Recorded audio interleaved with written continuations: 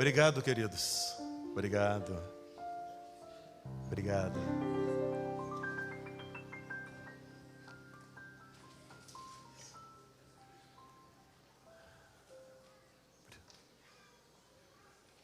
Bom dia, povo do Senhor Jesus. Que bom poder estar na presença de Deus mais uma vez.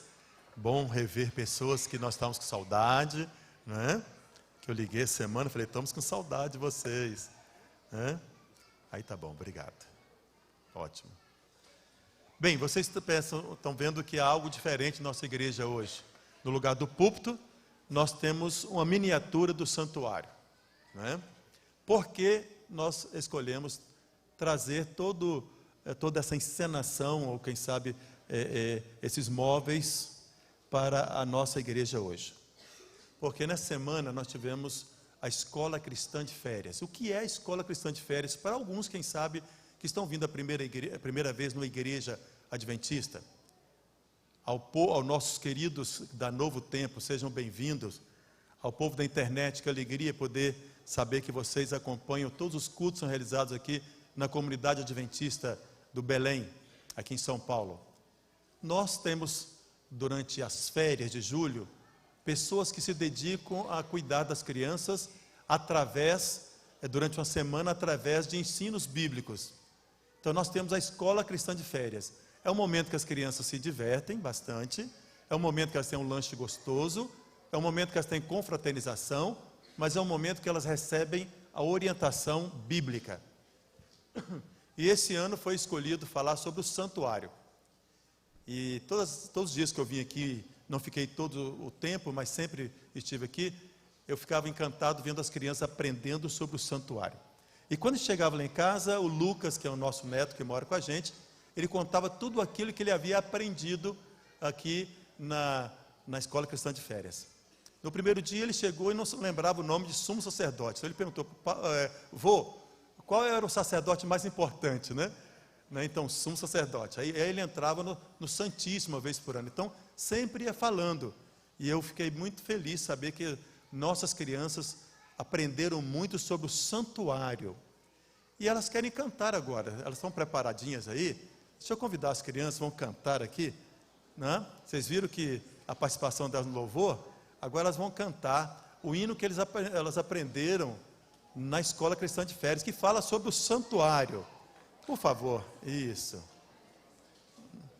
Venham todas as crianças, estão vestidas aí, como o povo de Israel se vestia no passado, né? Isso. Olha, as professoras, a equipe, eu não vou mencionar nomes, para não posso esquecer algum e posso cometer injustiça. Mas foi uma grande equipe que trabalhou muito, que cuidou de detalhes, tá? Para termos essa Escola Cristã de Férias. Obrigado aos pais que trouxeram os filhos também, tá? Obrigado e confiaram os filhos. Ontem nós tivemos com as crianças visitando ali o santuário, ali do lado do Templo de Salomão. E elas viram tudo como era realmente no tamanho original, né? E elas aprenderam muito, tanto é que quando o sumo sacerdote estava falando lá, elas queriam falar também, né? E quando ele apresentou sobre ali o candelabro, eles queriam mostrar que tem o sábado também, interessante, né? Mas aí ele mudou a conversa rapidinho, né? Então, fantástico, né? Então, quando ele começou a falar sobre o maná que está dentro da arca do concerto, aí eles começaram a falar, né? Caía todo dia, mas no sábado não caía, né? E as crianças ajudavam. Então nós vamos ouvir agora, eu vou deixar com a professora Núbia para conduzir. Por gentileza, Núbia.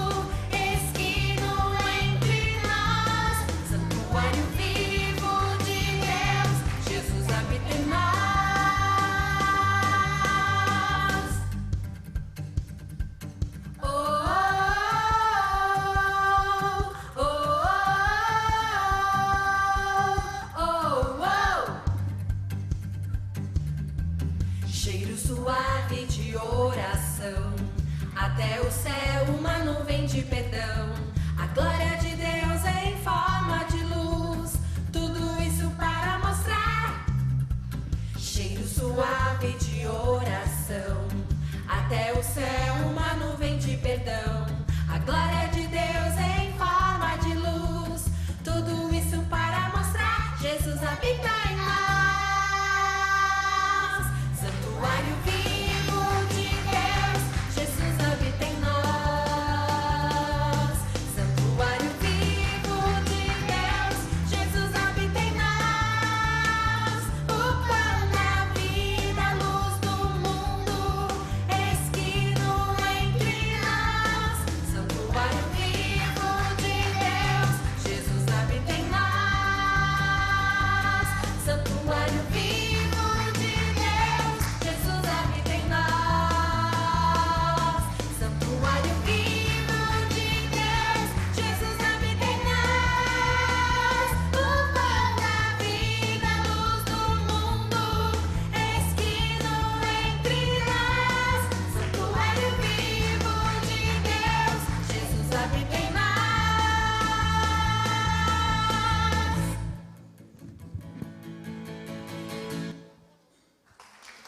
Lindo, não é verdade? Obrigado, crianças. Obrigado, crianças. Hoje, às 4 horas, será a formatura da Escola Cristã de Férias. Todos estão convidados.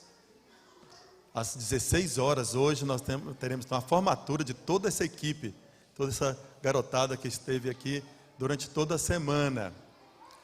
Isso. Vai dar um barulhinho agora, mas fica tranquilo. Procure o papai e mamãe agora, tá bom? Será que tem alguma criança que pode dizer para mim o nome dos móveis que estão aqui? De cada coisa que tem aqui na frente? Tem alguma criança que pode fazer isso? Você pode falar? Pode? Então, me dá um microfone para ela aqui. Vamos ver. Isso. Quer falar, Lucas, também? Vem cá, ela vai falar aqui.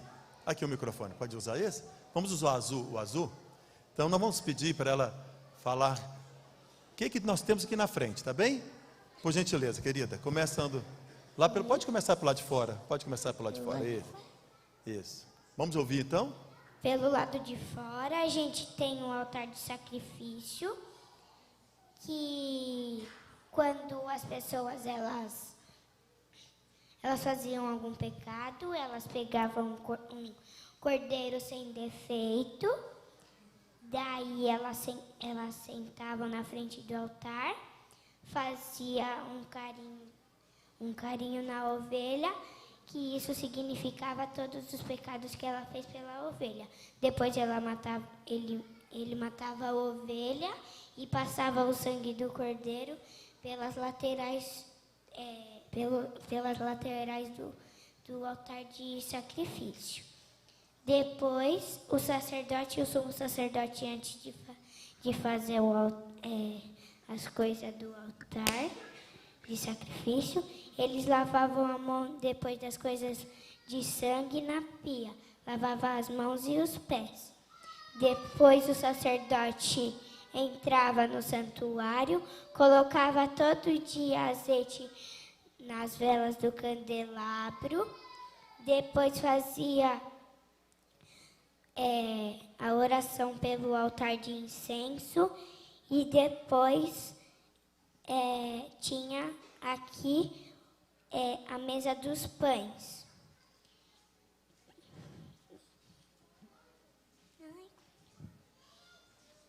E depois na parte santíssima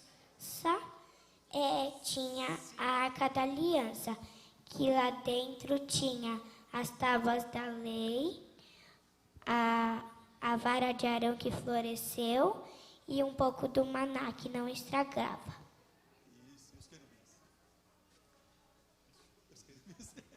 Tá ótimo, obrigado. Pode aí, tá vendo? Obrigado. E eu tenho certeza que a maioria das crianças sabe tudo que ela falou aqui, igualzinho, né?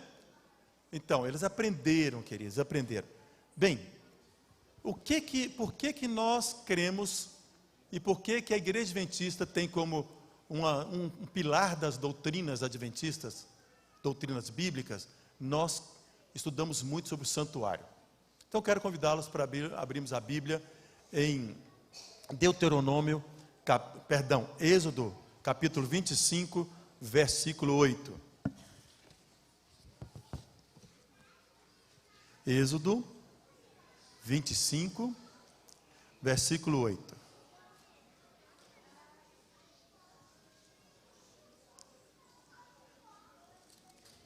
Obrigado, querida, foi muito bom, viu? Parabéns. Êxodo capítulo 25, versículo 8, diz assim: E me farão um santuário para que eu possa habitar no meio deles. Quando você lê Êxodo, você vai ver no capítulo 19, Deus chama o povo para um concerto. No capítulo 20, Deus, entre outras orientações, ele dá a lei dos 10 mandamentos para Moisés transmitir ao povo. Quando chegamos no capítulo 25, Deus então dá uma ordem para Moisés para fazer um santuário, porque Deus queria habitar no meio do povo.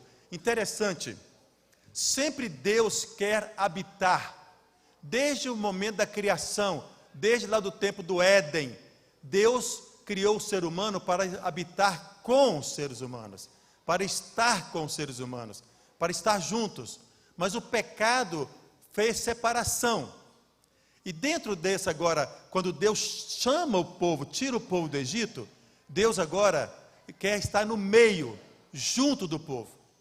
Interessante, quando você começa a ler o livro de Êxodo, você vai ver que o povo pergunta: o Senhor não está vendo o que estamos sofrendo? O Senhor não está ouvindo nosso clamor? Deus estava vendo. Então Deus tira o povo do Egito, e agora, ao instituir o santuário, ou tabernáculo, como alguns queiram dizer, agora era o povo que estava vendo Deus, através desse santuário. Deus estava vendo o povo, e o povo podendo ver a glória de Deus, quando a nuvem baixou sobre o tabernáculo. Interessante, que até o capítulo 40, você vai ver a preparação, os preparativos para erigir o altar, o santuário. Vocês vão ver que Deus deu detalhes.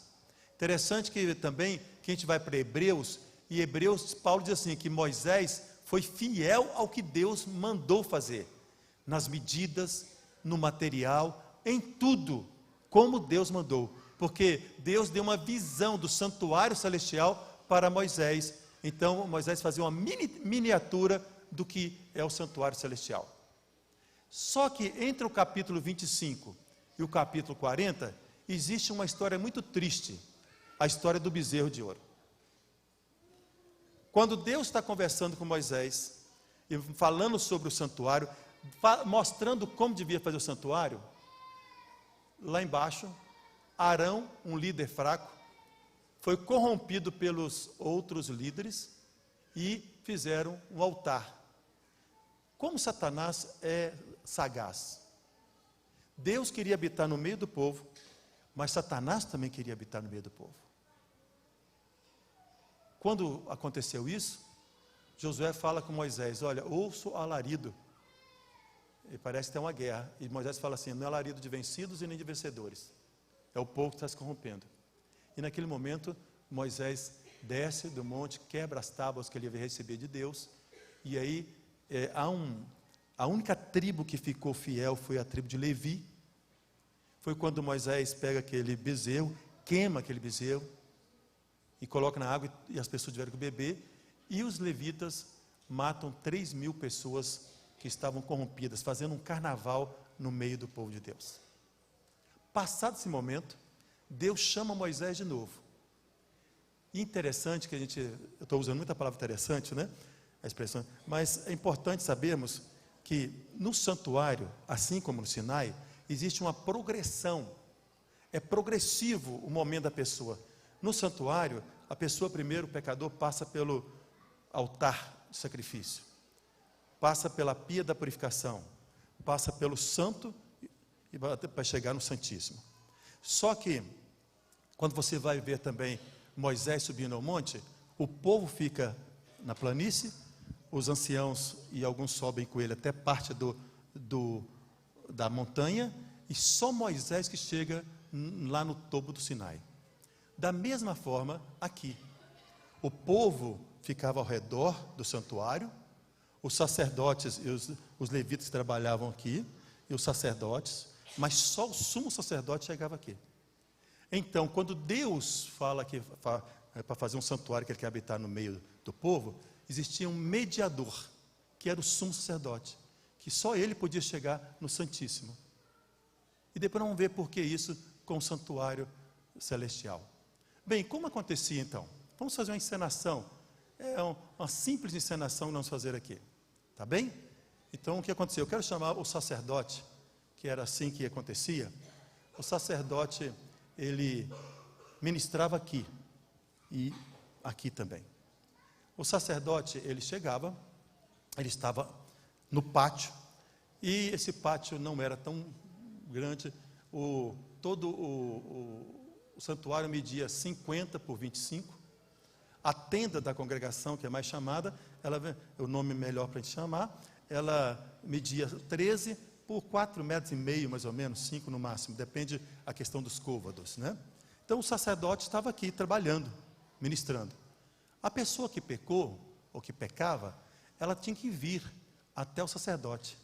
Arrumamos uma pessoa, vir até o sacerdote? Um voluntário. Quem quer ser o voluntário aqui? Vamos lá.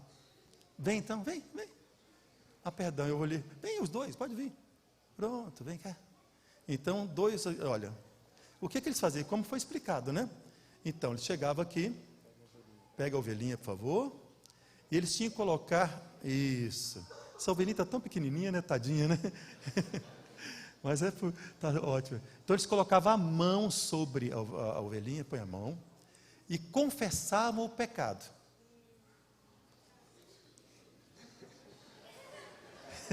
Ficou com medo agora. Não precisa falar, fica tranquilo. Mas ele confessava o pecado e o sacerdote ouvia, né? Ficou apertado agora, brincadeirinha, fica tranquilo, né? Então, eles confessavam o pecado, né? O que simbolizava isso? O pecado deles estava sendo transferido para o cordeiro, que não era uma ovelha, era um cordeiro. Porque a Bíblia diz: quem é o cordeiro que tira o pecado do mundo? Então, aqui é um símbolo de Jesus.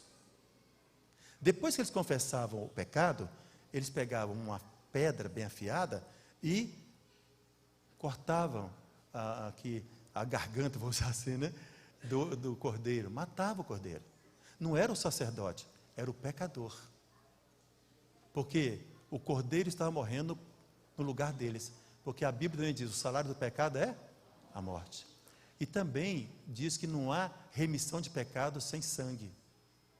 Então eles, né? Quer matar aí o cordeiro? Não, né, tadinho, né? Obrigado. Então, aí o sacerdote pegava, por gentileza, e sacrificava, né? Colocava no altar. Eu não vou usar todos os detalhes, que eles limpavam também tudinho, né? Queimava tudinho, né? Então, obrigado, meninos, obrigado, tá? Então, agora estão livres da culpa. Estão sem pecado. Aleluia, né? Não precisa confessar o pecado, né? Limpos. Mas agora o sacerdote estava impuro. Por quê? Quando você mata um animal, sai muito sangue, não é verdade? Então, o que o sacerdote tinha que fazer? Por gentileza, Júnior. O sacerdote, então, tinha que se purificar, não é? Ele usava ali a pia da purificação, lavava todinho, né? Tirava tudo. Mas antes disso, perdão, esqueci, jogava, né? Aspergia o sangue, a menina já mostrou, para depois ele entrar no santuário, não é? Isso. Então ele entrava no santuário. Esse era um trabalho diário, constante, diversas vezes. Tanto é que existiam 2 sacrifícios, o sacrifício costumeiro, que era às 9 da manhã e às 3 da tarde, para a nação. Mas pessoalmente eram diversas. Imagina ali mais de 2 milhões de pessoas no deserto, quanto pecado não existia, né? E o sacerdote trabalhava. Então ele ficava, só que o sacerdote não entrava no lugar santíssimo. Aqui então está o sacerdote. Ele trabalhava, ele cuidava do candelabro, ele colocava azeite, porque não podia se apagar esse fogo. Aqui não apagava hora nenhuma. nem momento algum. Então ele tinha que manter isso aqui, porque esse fogo foi aceso por Deus, tá bom? E trocava os pães, quantas vezes por semana, Júnior? Sacerdote? Uma vez por semana, né? Eles trocavam. Pode falar. Bom sábado a todos. Bom sábado a todos. Trocava o pão todos os sábados. Obrigado. Então, esse era o trabalho do sacerdote. Obrigado, Júnior. Obrigado. Bem, vocês vão ver também, aqui está muito simples, mas está bem feito, mas simples, né? Porque o santuário aqui, ele era feito todo de acácia. Todo era feito de acácia, revestido de ouro. Aqui existiam bases e as tábuas de acácia revestidas de ouro, que era montado muito rápido, a engenharia fantástica. Não era só tecido. Aqui via então a cobertura, né, de tecidos, mas existia aqui madeira, acácia, tábuas revestidas de ouro, todos.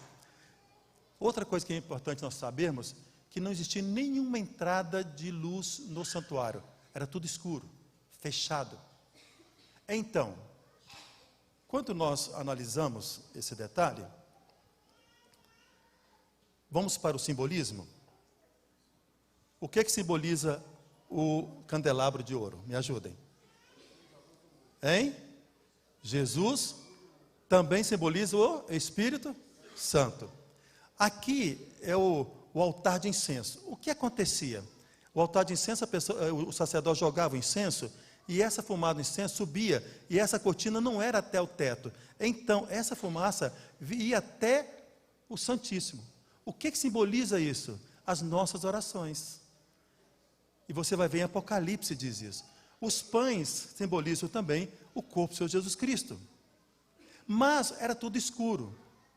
Então, para iluminar, tem que haver a ação do Espírito Santo. Se apagar aqui, fica tudo escuro. Para podermos chegar até Cristo, nós temos que ter a ação do Espírito Santo. E me angustia quando eu vejo alguém falando que o Espírito Santo não existe, porque se o Espírito Santo não existisse, como nós chegaríamos até Cristo? Porque é o Espírito Santo que nos convence do pecado, da justiça e ele que nos leva a Cristo. Então, o santuário, ele era iluminado pelo candelabro, que é um símbolo do Espírito Santo, que também é um símbolo de Jesus, que é a luz do mundo. Aqui, muito simbolismo. Mas, uma vez por ano, no Yom Kippur, ou dia da expiação, então o sumo sacerdote entrava no Santíssimo. Eu quero convidar o sumo sacerdote para entrar no Santíssimo. Nós temos hoje, era um momento muito solene.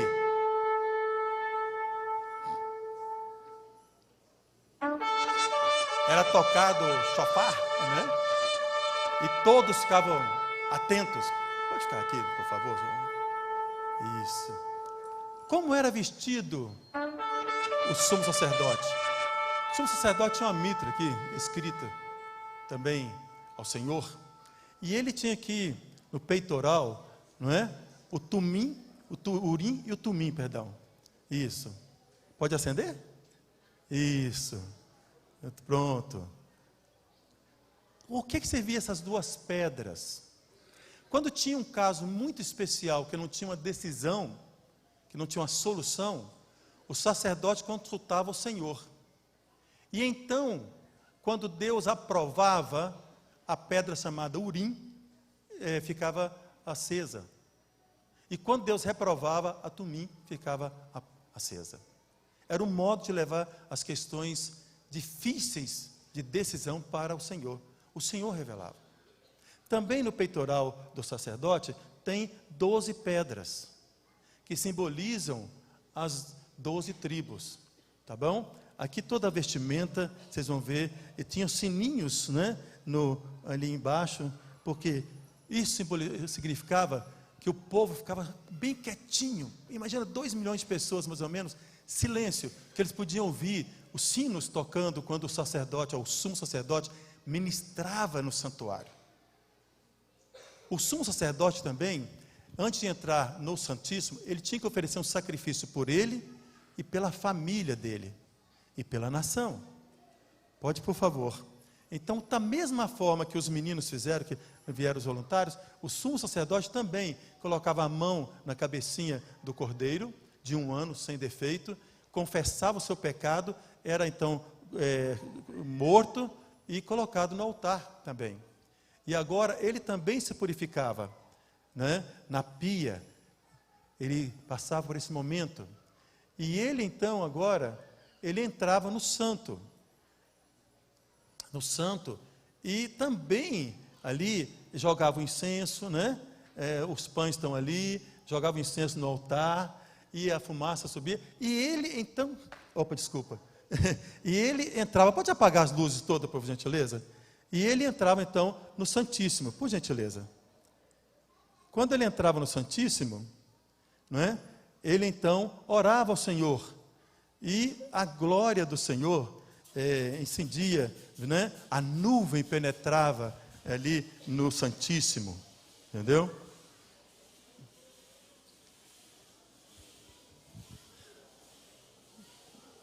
Obrigado, querida. Enchia de fumaça o Santíssimo, e a glória do Senhor pairava sobre os querubins, que era o Shekinah, a glória do Senhor. E ali estava o sumo sacerdote. E só que era um pouquinho maior, e ele podia andar. Enquanto ele estava andando, os sinos, os sinetes estavam ali, o povo ouvia. Porque se o sumo sacerdote não fizesse o sacrifício, se o sumo sacerdote não pedisse perdão aos pecados, ele poderia morrer. Mas enquanto ele está andando e o povo está ouvindo, sabe que ele está intercedendo. E a fumaça tomava conta do Santíssimo. Né, a glória de Deus, o Shekinah, brilhava nos querubins. Olha aqui, não é? Essa era a cena. Ninguém podia ver, ninguém via. Era o sumo sacerdote e Deus, somente. Obrigado, sumo sacerdote. Obrigado. Esse era o santuário terrestre, com o sumo sacerdote e o sacerdote. Na arca, como nós ouvimos, tinha também, e tem ali dentro, tem da arca, está ali. Depois, se alguém quiser, eu vou terminar o culto mais cedo, se alguém depois quiser olhar um pouquinho, dentro da arca existiam 3, né, coisas ali. O que primeiro tinha? A lei, mas o que? A vara de Arão e maná. Um potinho de maná. O que é a vara de Arão? Lembra? Quando alguns falaram que Arão não era escolhido de Deus, Moisés falou então, vamos escolher as varas, 250 varas secas, e aquela que florescer, então Deus vai mostrar quem é. E a que floresceu foi de Arão, e ela ficou guardada. E outra coisa que é importante sabermos, que essa arca, antes de Babilônia invadir Jerusalém, mãos santas esconderam essa arca, e até hoje ninguém sabe onde está. Alguém aqui já viu o filme do Indiana Jones? Da arca, né? Está lá, todo mundo querendo achar essa arca. Mãos santas esconderam essa arca, ninguém sabe. Essa arca também, aí nós teríamos que ter mais tempo, porque as pessoas para trabalhar ou conduzir o santuário eram pessoas escolhidas, ungidas, preparadas, separadas. Lembra quando Davi foi buscar a arca e estava lá em cima de uma carroça, lembra? Né? E quem colocou a mão? Uzá. Ia cair, Uzá pôs a mão e morreu. Ninguém podia tocar nessa arca. Ela era carregada pelos varaus, né? Mas um ponto sumamente importante para a gente entender agora. Alguém pode tirar a tampa para mim? Será que tem alguém aí? Pode vir lá, Júnior, por favor. Tira a tampa da arca. Isso, traz aqui para mim, Júnior, por favor. Ah, não, tem fio, obrigado, peraí. Tá. Isso aqui, alguém sabe o nome? Propiciatório. Gente, é importante sabermos disso. Obrigado, equipe. Essa equipe é fantástica. Pronto. Isso. Pode vir. Isso. O propiciatório. O propiciatório era uma lâmina de ouro puro. Por que é necessário sabermos sobre o propiciatório. Porque a lei de Deus está dentro da arca. A glória de Deus incidia sobre os querubins. Entre a lei e a glória de Deus existe o propiciatório. E quando a gente vai ver 1 João capítulo 2, versículo 2, diz assim, que Jesus se fez propiciação por nós. Essa lâmina de ouro também é um símbolo de Jesus Cristo, que entre a lei e o Pai, nosso Deus Pai, existe a misericórdia vinda, a graça vinda através de Jesus Cristo. Por isso é importante entendermos esses detalhes do santuário. Os querubins com o rosto coberto, com as asas ali, né, tampando, com sinal de reverência. A glória de Deus incendia, mas a glória de Deus vinha até aqui, o propiciatório. Então, entre a lei que nos condena e a glória de Deus, existe Jesus Cristo, que nos perdoa, que nos salva, que através do seu sangue. Não é lindo isso? Não é fantástico? Obrigado, Júnior. Vamos fazer a aplicação agora. Para que isso? Por que isso? Porque tantos símbolos. Nós não vamos entrar nos detalhes dos outros símbolos das ofertas que está em Levítico. E deixa eu ver meu horário aqui. Por que isso? Queridos, então vamos para Hebreus capítulo 8. Hebreus capítulo 8. Enquanto nós abrimos a Bíblia, mais uma vez eu quero agradecer a equipe que preparou de forma tão linda todos os detalhes para ensinar as crianças. E para nós hoje, eu não podia perder essa oportunidade, né? Hebreus capítulo 8, começando no versículo 1. Ora, o essencial das coisas que temos dito é que possuímos tal sumo sacerdote, que assentou à destra do trono da majestade nos céus, como ministro do santuário e do verdadeiro tabernáculo que o Senhor erigiu, não o homem. Pois todo sumo sacerdote é constituído para oferecer tantos dons como sacrifícios. Por isso, era necessário que também esse sumo sacerdote tivesse o que oferecer. Quem é esse sumo sacerdote que Paulo está dizendo? Jesus Cristo. O que ele ofereceu? Ele não ofereceu um cordeiro, ele ofereceu a si mesmo. Ele ofereceu o seu sangue por mim e por você. E quando nós vamos para Apocalipse 11,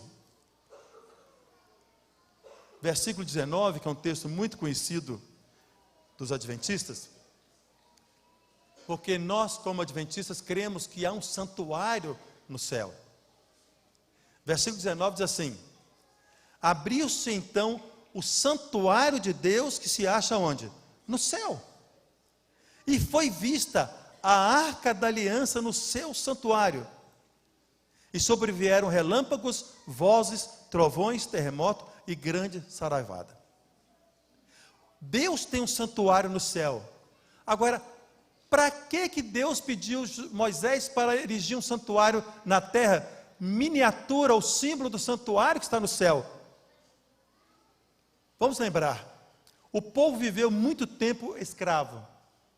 O povo perdeu muito do que eram os ensinamentos dos patriarcas, que era transmitido oralmente. Então Deus agora, na sua misericórdia, na sua bondade, Ele prepara símbolos visíveis para que o povo pudesse entender o plano da salvação. Assim como outras nações tinham deuses estranhos, agora Deus quis mostrar para o seu povo, ensinar o seu povo, desde as criancinhas até os mais idosos, o que é salvação, o que acontece com o pecado. E por isso, também de forma progressiva, a pessoa tinha que entrar aqui. No pátio, o pecador podia estar, mas no santo era só o sacerdote, e no santíssimo, só o sumo sacerdote. Perdoados os pecados pelo sangue de Jesus Cristo. O que tem a ver isso comigo hoje, você? Estamos perdoados, precisamos passar pelo batismo, a purificação. lavar dos pecados. Depois que lavamos os pecados, então nós estamos prontos para entrarmos na comunhão com Deus, receber as bênçãos. Isso na atual. Lembrando que Jesus, quando morreu, ali está escrito em Mateus, que quando ele disse está consumado, o que aconteceu no santuário? O véu se rasgou de cima a baixo. Até esse momento precisava de um ser humano para representar o povo, que era o sumo sacerdote. Mas a partir desse momento que Jesus morreu, todo esse cerimonial acabou. Porque o véu agora está rasgado. E Paulo diz que nós agora temos livre acesso ao trono da graça. Então nós não precisamos de nenhum ser humano para nos representar perante Deus. Não precisamos de nenhum ser humano para interceder por nós. Porque nós temos um intercessor. Nós temos um mediador entre o ser humano e Deus. Quem é? Cristo Jesus. É o santuário apresentando para o povo do passado e apresentando para nós hoje. Então, com a morte de Cristo Jesus, nós podemos nos achegar até o trono da graça, até o trono da glória do Senhor Jesus, na presença de Deus, sem intercessão humana, porque nós temos a intercessão do Senhor Jesus Cristo.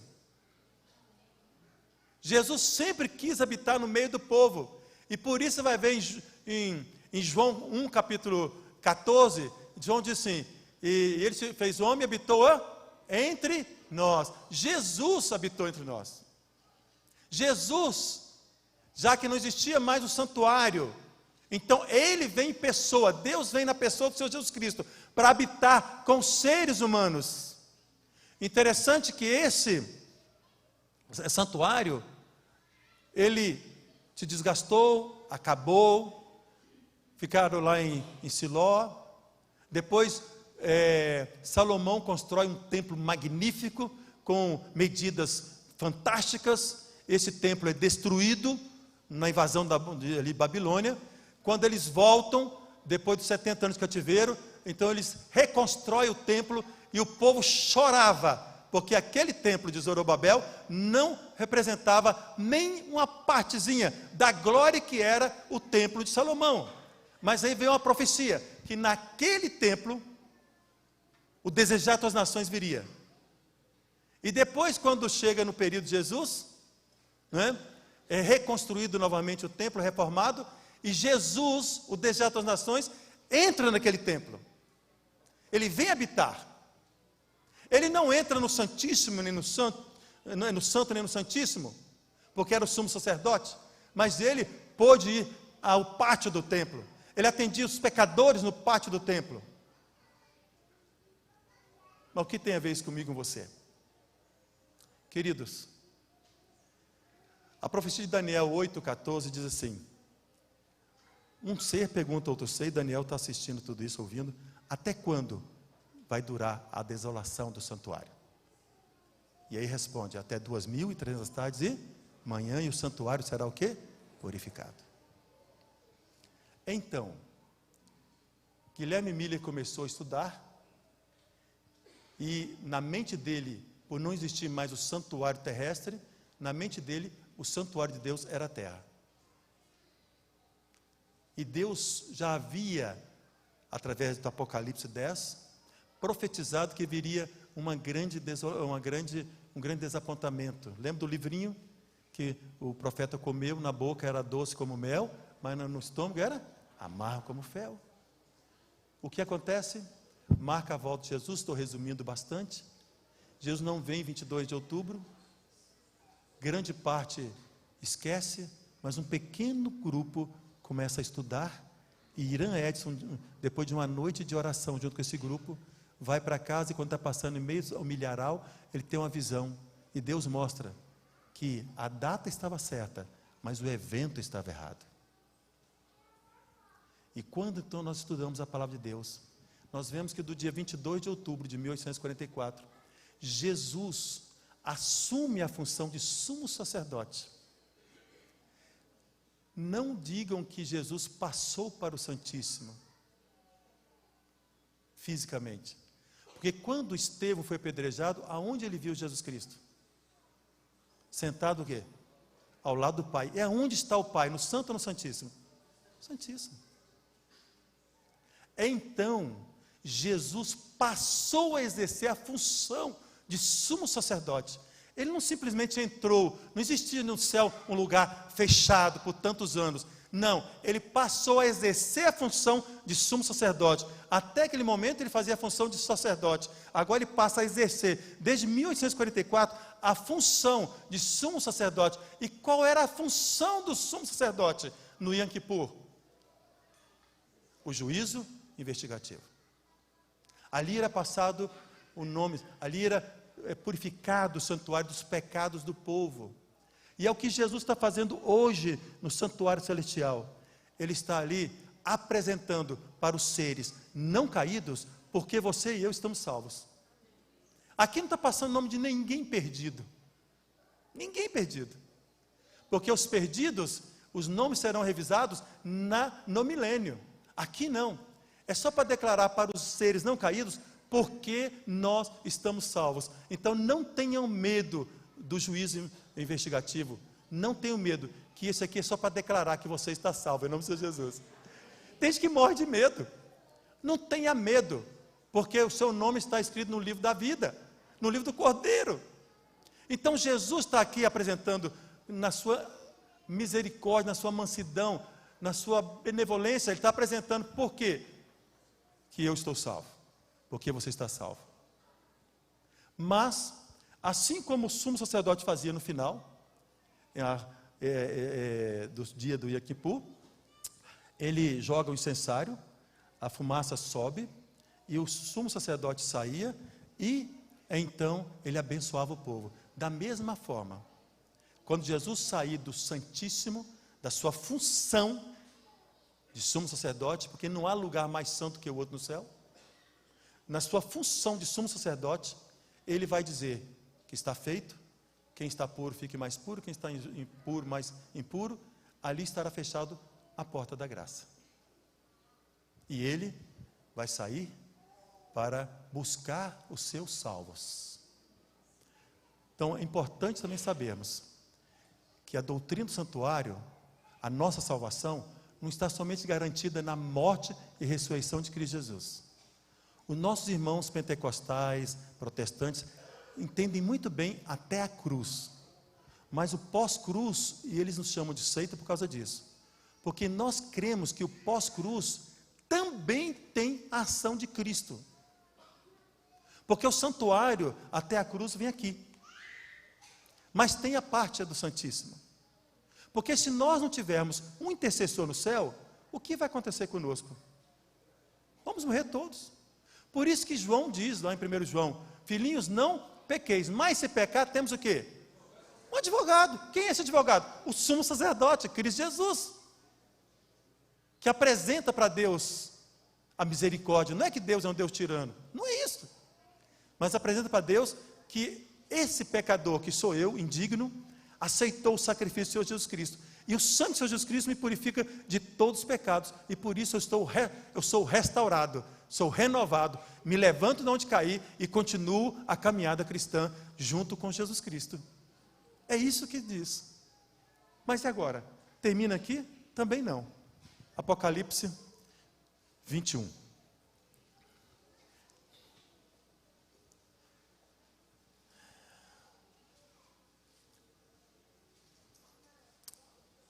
Começando o versículo 1.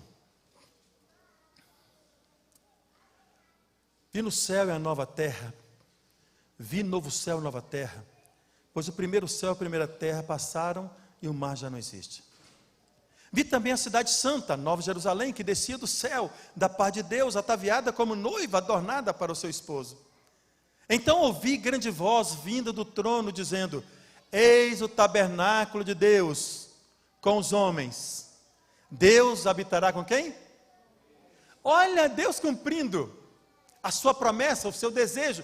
Deus tem o desejo de habitar conosco, e Ele sempre lutou para habitar conosco, desde o Éden, quando Adão e Eva fugiram, Deus foi atrás deles: aonde vocês estão? Quando o povo de Deus corrompeu, Deus se libertou do cativeiro, Deus colocou o santuário, mas o povo se corrompeu.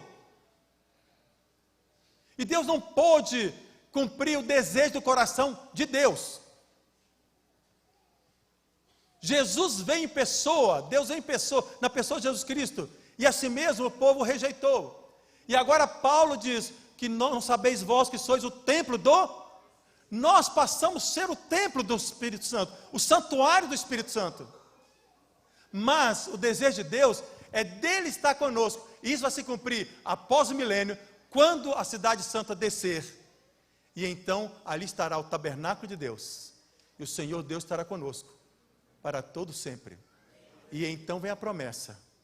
E lhes enxugará, verso 4, dos olhos toda, e a morte já não haverá o quê? Nem pranto, nem dor, porque as primeiras coisas são o quê? Eu quero convidar o quarteto a cantar. Estou muito feliz que temos um quarteto agora no Belém. Já temos o Projetarte. E vamos ter um coral logo, logo, em nome de Jesus. Que bênção, obrigado, maestro. Eu estou sonhando com esse coral para a gente fazer missão em nome de Jesus. Queridos, tudo isso que nós estudamos aqui, bem resumidamente, é muito mais vasto. É Deus chamando pecadores. É Deus salvando pecadores. É Deus querendo viver conosco. É Deus querendo habitar conosco. O sonho de Deus vai se cumprir. Ele vai cumprir. Ele virá habitar com seres humanos. O meu apelo nessa manhã é que você e eu estejamos preparados. Que você e eu aceitemos o sacrifício de Jesus Cristo. Que você e eu possamos entrar ou adentrar no Santíssimo. Poder adorar o Deus sem necessidade de um representante humano, mas a necessidade, a dependência de um representante divino, Cristo Jesus. Ouça o quarteto.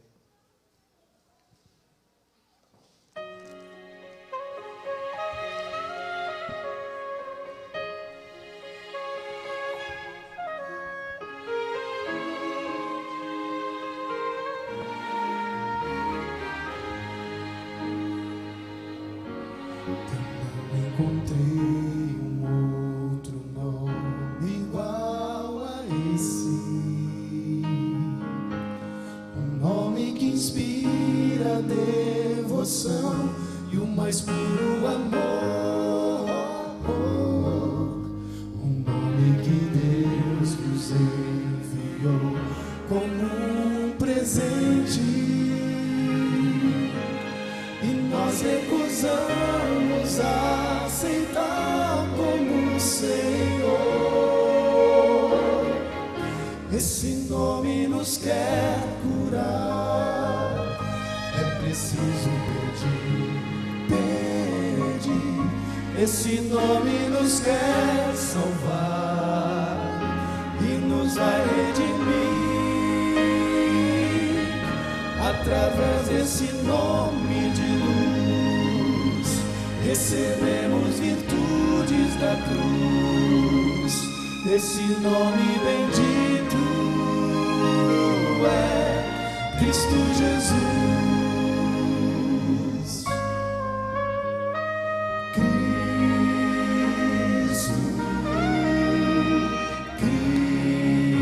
Cristo.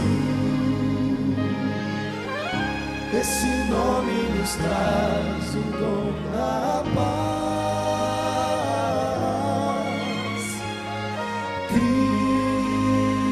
Cristo, Cristo. Quem invocar esse nome, perdão alcançará.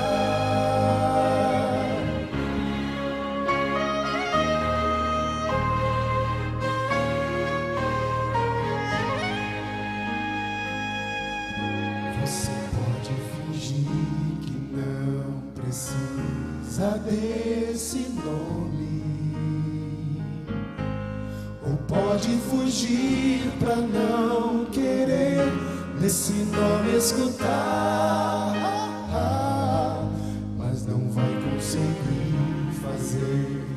que Ele te abandone.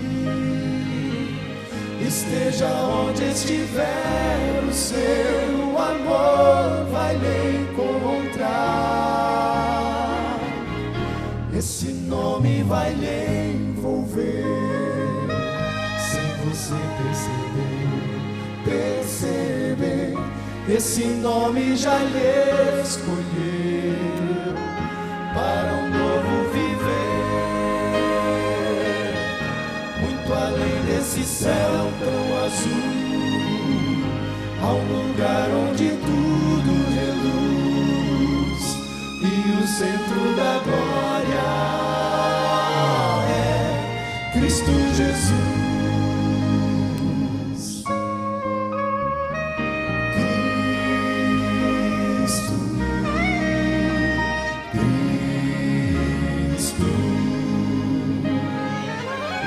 Esse nome nos traz o dom da paz.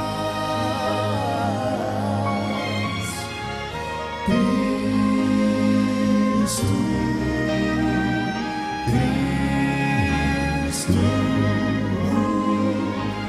Quem invocar esse nome, perdão alcançará.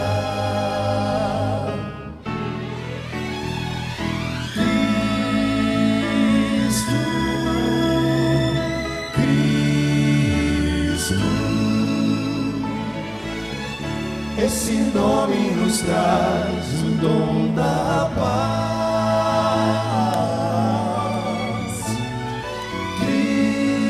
Cristo,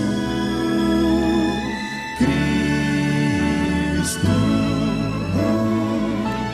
Quem invocar esse nome, perdão alcançará. Quem invocar esse nome, perdão alcançará.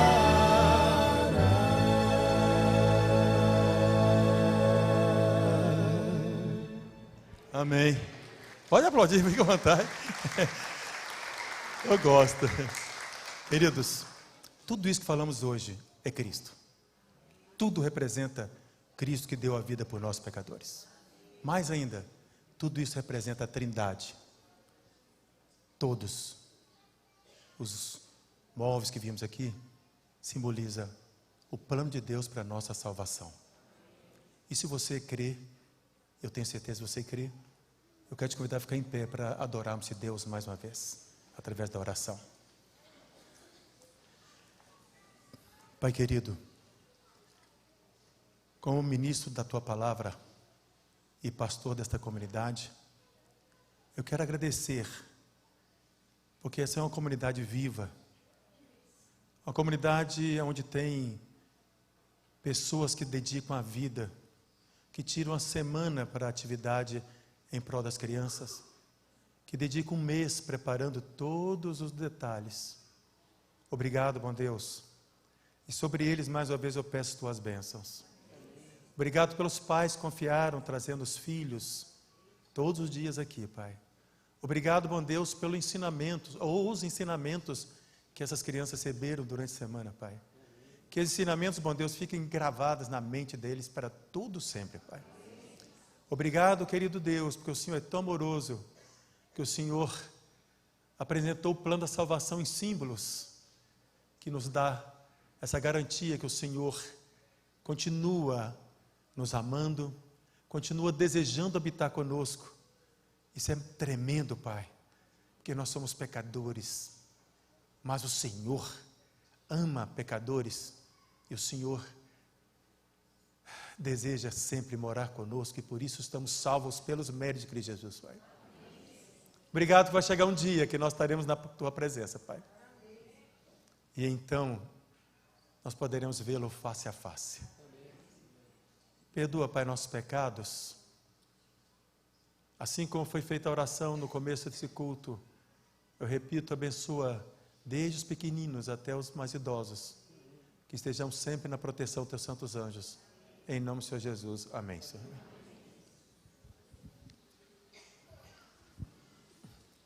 Queridos, nós vamos agora só ouvir o Tiago na orientação, e depois nós vamos dar uns 5 minutos, 10 minutos para vocês. Quem quiser vir aqui tirar uma foto, alguma coisa, que depois nós vamos desmanchar, não é isso?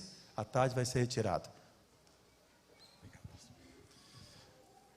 Apenas passando algumas informações a todos. Agora nós vamos nos dividir em salas, as crianças lá embaixo com suas salas. Hoje, infelizmente, nós não teremos o módulo 1, então teremos no próximo sábado. E eu gostaria de ressaltar aqui uma informação do Ministério da Comunicação, solicitou aqui que fosse informado, está o cartaz aqui na frente, domingo que vem, dia 4 de agosto, terá a caminhada, segunda caminhada Mexa-se pela Vida, tá? Vai ser uma edição especial do Dia dos Pais. Então, se você quer participar, será no Parque Serete, ali na Alia Franco.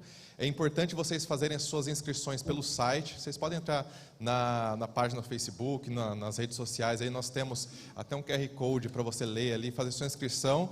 E ressaltando que haverá brincadeiras entre os pais e as crianças, os seus filhos, nesse dia, tá bom? Então, agora nós vamos cantar para nos dividir em classe e continuarmos nosso louvor a Deus.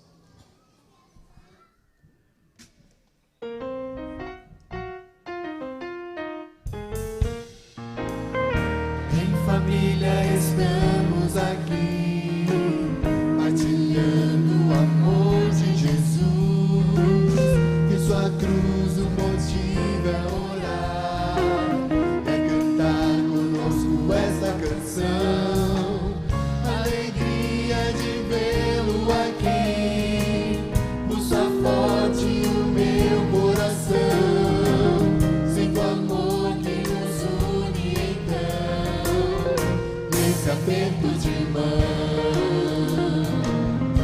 em família estamos aqui, partilhando o amor de Jesus, e sua cruz o motive